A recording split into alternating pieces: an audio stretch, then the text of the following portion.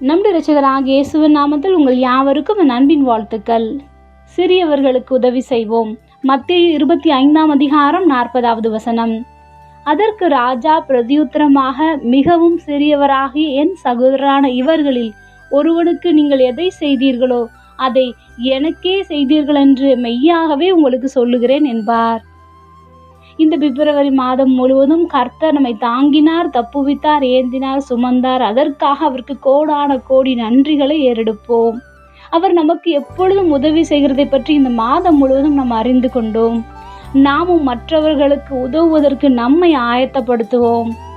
ஏனென்றால் அவர் மகிமை பொருந்தினவராக வரும்போது நம்மை தம்மிடம் சேர்த்து கொள்ளும்படியாக நம்மை நோக்கி, நல்லவர்களிடம், அதாவது பசியாக இருந்த பொழுது நாம் சிலருக்காவது உதவி செய்திருப்போம்.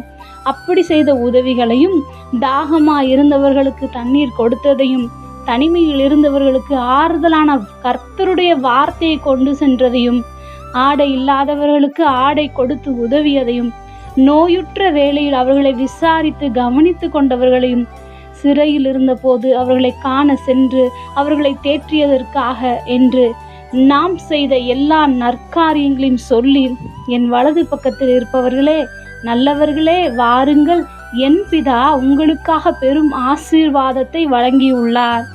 இது உங்களுக்காக உலகம் தோன்றியது முதலே பரலோக ராஜ்யத்தில் உங்களுக்கு தயாராக வைக்கப்பட்டுள்ளது என்று சொல்லும் போது அதை சுதந்திரித்து கொள்ளும்படியாக இன்று பூலோகத்தில் ஒவ்வொரு நாளும் உதவிக்கரம் நீட்டுவோம். உதவி வரும் கண்மலையானவரின் உதவியோடு.